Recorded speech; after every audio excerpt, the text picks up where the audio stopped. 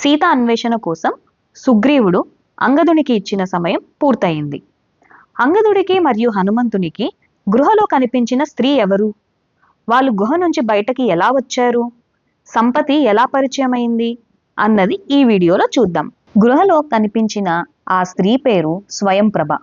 మేరు పర్వతాన్ని పర్యవేక్షకుడైన మేరు సావర్ణి అనే దేవత యొక్క పుత్రిక. హేమ అనే అప్సరసకు చెలికత్తె. ఈ ఆశ్రమాన్ని రక్షిస్తూ ఇక్కడనే ఉంటుంది. వృక్షబిల్వం అనే పేరు గల ఈ గుహ దానవుడైన మయుని సృష్టి. మయుడు బ్రహ్మ నుండి ఒక వరాన్ని పొంది తద్వారా శుక్రాచార్యుని తెలిసిన అద్భుత శక్తులన్నిటినీ తాను పొందగలిగాడు. ఆ తరువాత మయుడు ఇక్కడనే నివసించసాగాడు. అయితే అనంతర కాలంలో అతను హేమ పట్ల అనురక్తి పెంచుకోగా ఇంద్రుడు తన వజ్రాయుధ సహాయంతో అతన్ని ఈ ప్రాంతం నుండి తరిమివేశాడు. అంతటా బ్రహ్మదేవుడు ఈ గుహను హేమకు ఇచ్చివేశాడు. దయచేసి మీరు నిశ్చింతంగా ఉండండి. ఎవరూ చొరరాని ఈ ప్రాంతానికి మీరు వచ్చిన ఉద్దేశమేమిటో దయచేసి నాకు తెలియచేయండి అని ఆ స్త్రీ హనుమంతుణ్ణి ప్రశ్నించింది. స్వయంప్రభ తమకు అతిథి మర్యాదలు చేస్తుండగా హనుమంతుడు రాముడి ప్రవాసం గురించి, అపహరణకు గురి అయిన సీతను తాము అన్వేషించడం గురించి మొత్తం కథను వివరించాడు. అంతటా హనుమంతుడు, నీవు దయాపూర్వకంగా ఇచ్చిన ఆతిథ్యానికి మేమెంతగా ధన్యవాదాలు చెప్పుకున్నా అది చాలదు.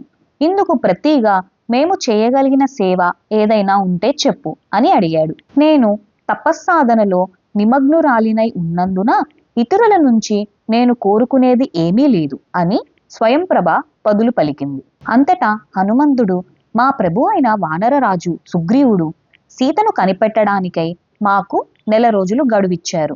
ఆ గడువు ఇప్పటికే ముగియటంతో మాకు దిక్కు తోచకుండా ఉంది. నీవు మాకేమైనా సహాయం చేయగలవా అని ప్రశ్నించాడు.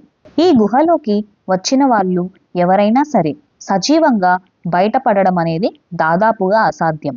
అయినా నా యోగ శక్తులను ఉపయోగించి మీకు తోడ్పడగలను. అయితే కళ్ళు తెరుచుకొని చూస్తూ ఎవరు ఇక్కడ నుండి పోలేరు కనుక మీరు మీ కళ్ళను మూసుకోవాలి అని స్వయంప్రభ సమాధానం ఇచ్చింది. ఆ తరువాత వానరులంతా గట్టిగా తమ కళ్ళు మూసుకున్నారు.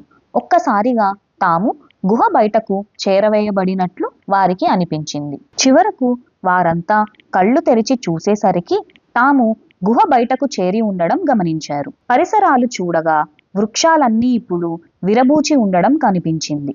వసంత ఋతువు వచ్చేసినట్లుంది. ఎలాగో విచిత్రంగా ఇంతకాలం గడిచిపోయిందనుకుంటూ వానరులు బాగా నిస్పృహ చెందారు. అంతటా అంగదుడు, మనమంతా ఇక్కడనే ప్రాయోపవేశం చేద్దాం. మన నిర్లక్ష్యానికి గాను సుగ్రీవుని చేతిలో మరణించడం కంటే ఇదే శ్రేష్టమైనది అని సలహా ఇచ్చాడు.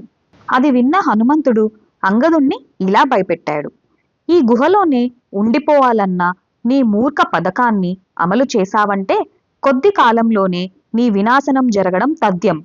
అలాంటి పరిస్థితుల్లో ఇతర వానరులు నీ పట్ల ఎంతో కాలం విశ్వాసపాత్రులుగా ఉండలేరు. అంతేకాక నువ్వు ఎక్కడున్నావో చివరకు లక్ష్మణుడు కనిపెట్టి ఇక్కడి వానరులతో సహా నిన్ను, ఈ గుహను సర్వనాశనం చేస్తాడు.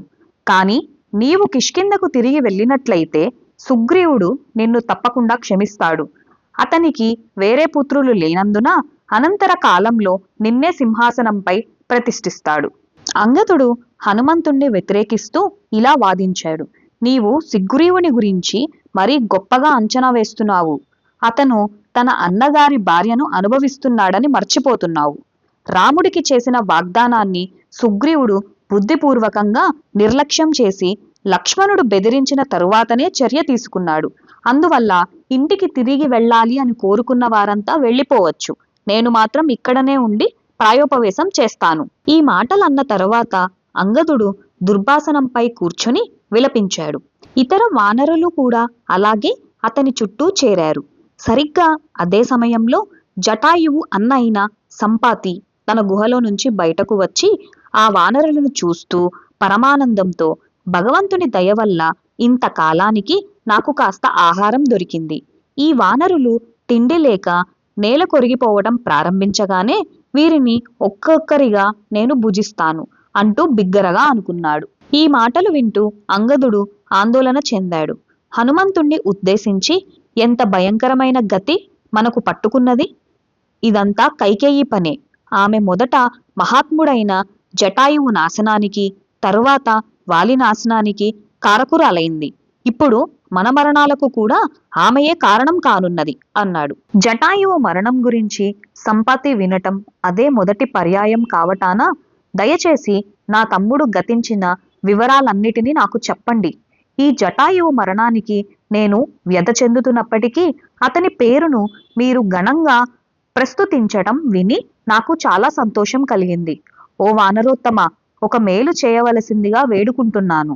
చాలా కాలం క్రిందట నా రెక్కలు సూర్యకిరణాలచే దగ్ధమైనాయి. ఇప్పుడు నేను ఎగరలేను. దయచేసి ఈ పర్వతాగ్రహం మీద నుండి నన్ను కిందకి దింపి పుణ్యం కట్టుకుంటావా అని ప్రార్థించాడు. కొద్ది క్షణాల క్రితమే సంపాతి తనను స్వాహా చెయ్యాలనే కోరిక వ్యక్తం చేసి ఉన్నందున వానరులు అతని మాటలను వెంటనే విశ్వసించలేకపోయారు. కానీ మనం ఎలాగో ప్రాయోపవేశం చేయబోతున్నాం. అందువల్ల ఈ మహాకాయుడైన రాబందుల రాజు మనలను సజీవంగా భుజించినా మనకు పోయేదేమీ లేదు. మన బాధలు శీఘ్రమే అంతరించడం తప్ప అని తర్కించుకున్నారు వారు. వానరులు వెళ్ళి సంపాతిని పర్వతాగ్రం నుండి కిందకు దించారు. అలా వారు కిందకి దిగుతుండగా అంగదుడు రాముని ప్రవాసం గురించి, జటాయువు ఒక విరోచిత మరణం గురించి యావత్తు కథను వివరించాడు. అందుకు బదులుగా సంపాతి తన స్వీయ కథను ఇలా వివరించాడు. చాలా కాలం కిందట జటాయువు, నేను స్వర్గాధిపతిని సవాలు చేసి మా పరాక్రమాన్ని పరీక్షించుకుందాం అనుకున్నాం. మేము ఆకాశంలో స్వర్గలోకం వరకు పైకెగిసి దేవేంద్రుని యుద్ధంలో పరాజితుణ్ణి చేశాం. అంతటా మేము గర్వాతిశయంతో ఇంకా పైకి ఎగరాలని నిశ్చయించాం. ఆ తరువాత మేము సూర్యుణ్ణి సమీపిస్తుండగా అమితమైన ఉష్ణ తీవ్రతకు జటాయువు వడలిపోసాగాడు.